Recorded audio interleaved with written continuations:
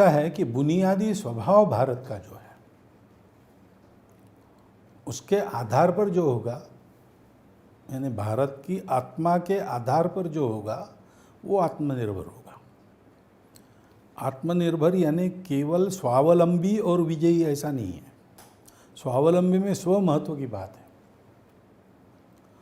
इतनी सारी चीनी मिलें है, हम बहुत सारी शराब बनाकर एक्सपोर्ट बढ़ा सकते हैं, लेकिन वो आत्मनिर्भरता नहीं होगी, क्योंकि भारत की प्रकृति में शराब बनाना नहीं है। तो भारत की प्रकृति मूलता क्या है कि वो एकात्म है और समग्र है, यानी संपूर्ण विश्व के अस्तित्व की एकता वो मानता है। सारा विश्व जुड़ा है, कुछ मेरा होना है तो उसके कारण सारे विश्व का भी कुछ होना है, और विश्व का ठीक होना है तभी मेरा ठीक होना है। मेरा अकेले का ठीक होगा और विश्व पड़ा रहे वैसे ही, ये हो नहीं सकता, क्योंकि हम सब जुड़े हैं। बाहर से अलग अलग दिखते हैं, है तो एक ही के आविष्कार, और इसलिए हम टुकड़ों में विचार नहीं करते और हम सबका एक साथ विचार कर सकते। दूसरी बात है, हम किसी भी चीज़ का विचार करते तो आगा पीछा और सर्वत्र होने वाले उसके परिणाम ये ध्यान में रखकर विचार करते। इसलिए हम कभी एक्सट्रीमिस्ट नहीं हो सकते, हम हमेशा बैलेंस साध कर एक मध्यम मार्ग पर चलते हैं। मध्यम मार्ग को ही धर्म कहा गया है। ये धर्म की सोच है अपने आप, और वो इस सत्य पर आधारित है कि अस्तित्व एक है, दिखता विविध है। अभी जो प्रचलित व्यवस्था है पश्चिम, बुनियादी पश्चिम है, उसमें पश्चिम यानी दिशा कोई भी हो, उधर से जो चिंतन आया उनके चिंतन के आधार पर है। उनका चिंतन क्या है कि प्रत्येक व्यक्ति अलग अलग है,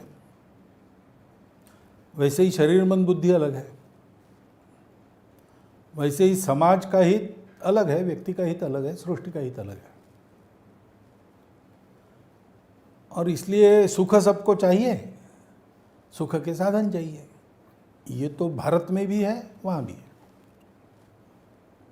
लेकिन शरीर का सुख चाहिए कि मन का चाहिए?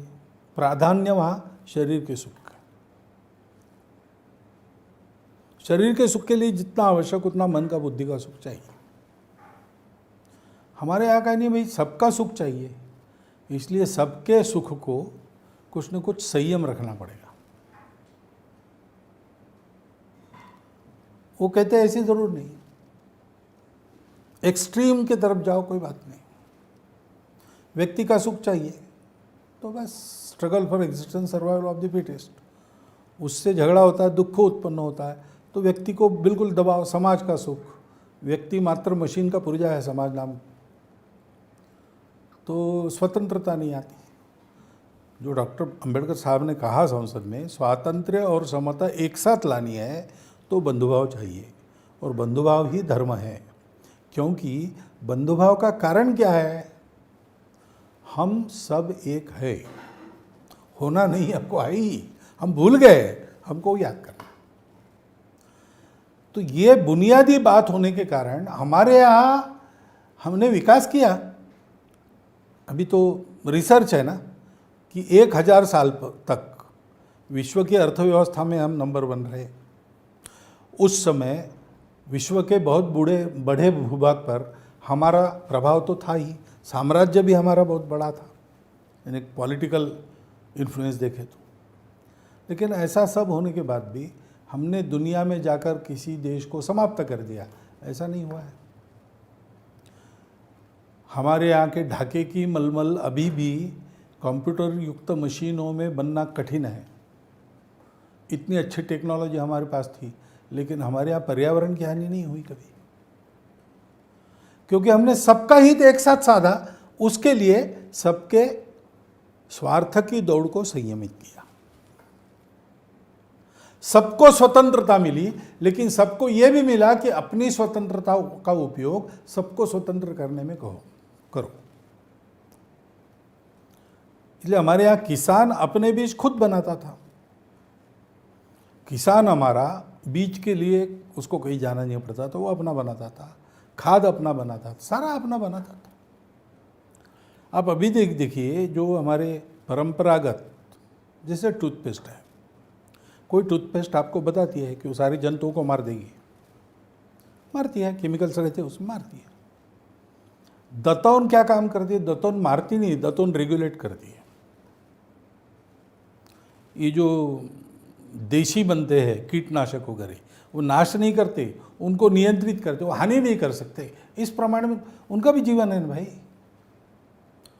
ये दृष्टिकोण हमारे यहाँ बिल्कुल रग रग में, हम जानते नहीं, इतना सहज हो गया है।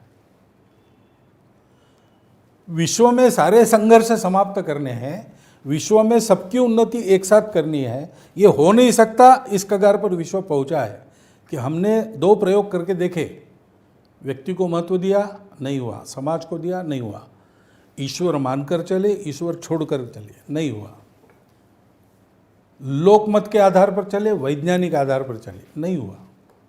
तीसरा पर्याय कहाँ है?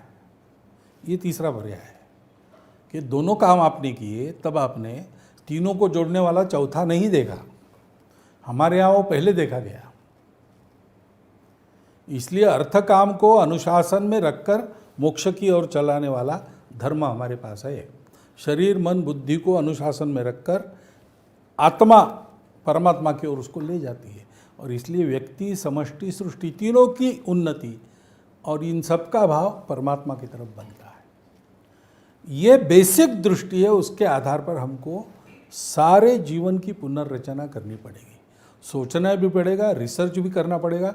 और ये बेसिक दृष्टि है सनातन काल से चलती आई हुई, ये शाश्वत है। इसका कैसा एक्सप्रेशन होगा, आज का ब्लूप्रिंट क्या होगा, वो आज के परिस्थिति के संदर्भों में इसको बिठाकर सोचना पड़ेगा। ऐसे प्रयोग हो रहे हैं, ऐसे प्रयोग अभी तो सरकार भी कुछ कर रही है, हम भी कर रहे हैं, तो उसको आगे बढ़ाना पड़ेगा।